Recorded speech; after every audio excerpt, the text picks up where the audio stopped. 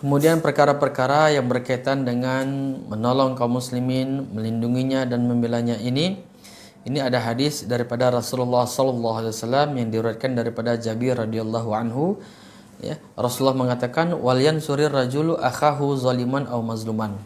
Dan hendaknya menolong seorang laki akan temannya, saudaranya, baik temannya itu berada pada posisi orang yang zalim ataupun temannya itu berada pada posisi sebagai orang yang hendak dizalimi. Jadi dua-dua kita harus tolong. Namun pertolongan ini ada perbedaan.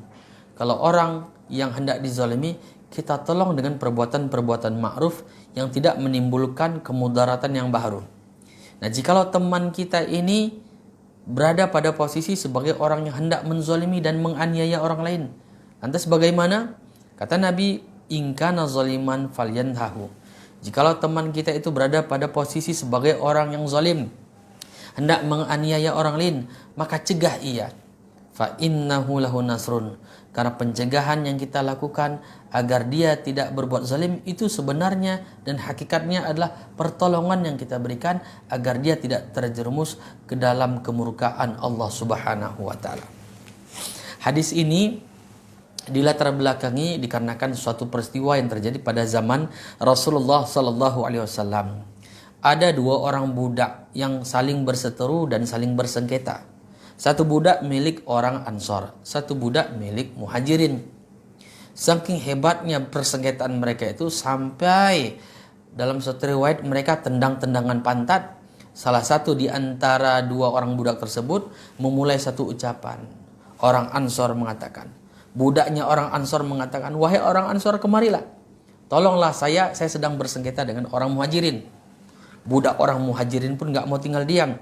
Wahai orang-orang Muhajirin, tolong saya dan datanglah kemari. Saya sedang bersengketa dengan orang Ansor. Ketika terjadi suasana yang begitu panas dan orang semakin ramai, terdengar rupanya perkataan itu oleh Rasulullah SAW. Rasulullah mengatakan, apa yang terjadi? Kata-kata jahiliyah ini kenapa diucapkan? Ini menimbulkan perpecahan dan persengketaan yang lebih luas lagi. Kalau masing-masing kubu membela sukunya masing-masing. Maka salah seorang sahabat, ya Rasulullah, mereka ini bukan mengucapkan kata-kata jahiliyah, tapi mereka ini saling bersengketa tendang-tendangan pantat. Maka Rasulullah SAW mengatakan dalam hadis ini, wal yansurir rajulu akhahu, hendaknya seseorang laki itu menolong akan temannya zaliman atau mazluman. Baik itu temannya berada pada posisi zalim, cara menolongnya adalah cegah ia daripada perbuatan zalim itu. Kalau teman kita berada pada posisi sebagai orang yang dizalimi, lindungi dia. Perkara-perkara yang menyangkut persengketaan ini sebenarnya adalah perkara urgen yang harus kita jaga dalam kehidupan kita sehari-hari. Ini perkara yang sangat penting.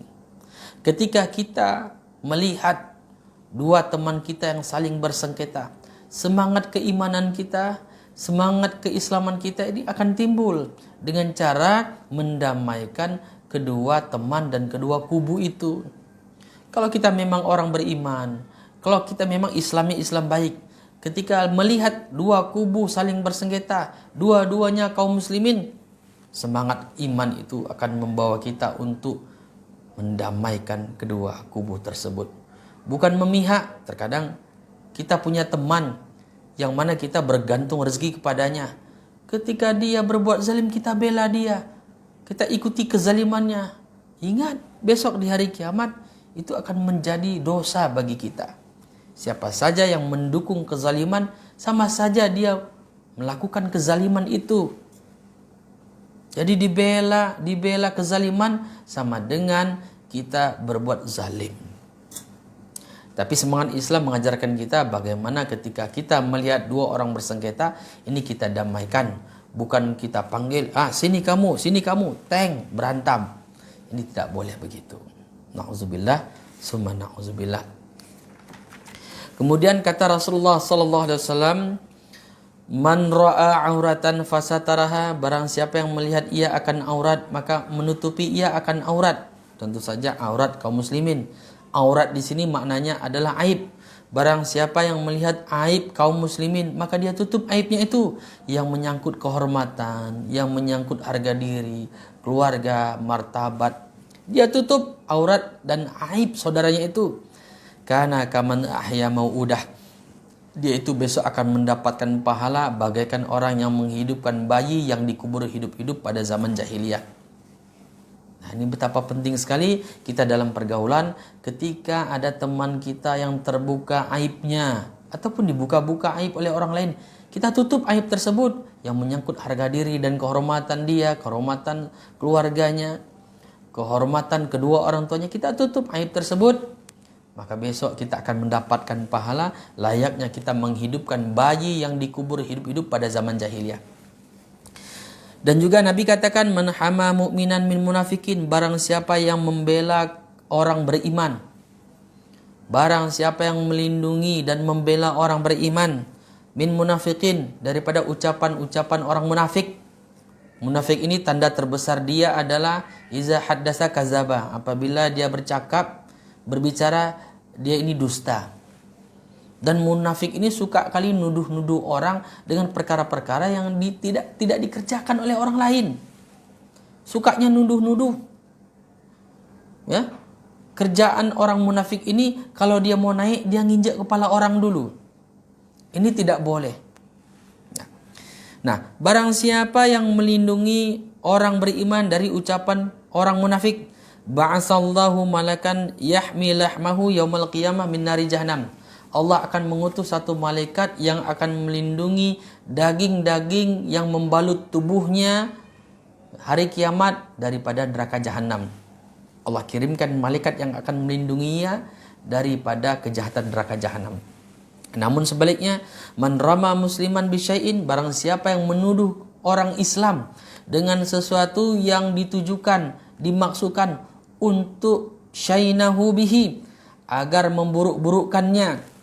Barang siapa yang menuduh kaum muslimin dengan tuduhan itu untuk memburuk-burukkan kehormatannya, apalagi yang dituduh itu orang-orang yang sedang berjuang di jalan Allah, para alim ulama, orang soleh, lagi bangun masjid.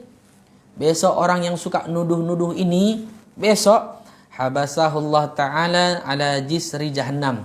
Allah tahan dia di tengah-tengah jembatan neraka jahannam. Hatta yakhruja mimma qala, hingga dia ini dikisas. Dia punya kebaikan akan dipindahkan kepada orang yang dia tuduh. Orang yang dia tuduh punya dosa akan dipindahkan kepada dia dosa-dosa itu.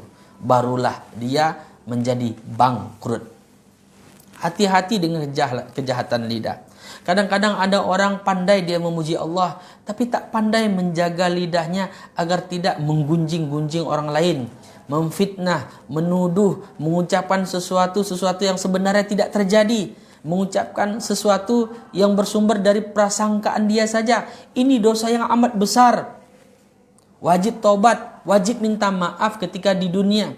Kalau tidak selesai di dunia, maka inilah yang dikatakan oleh Rasulullah, hatta yakhruja mimma qala, besok dia akan dikisas.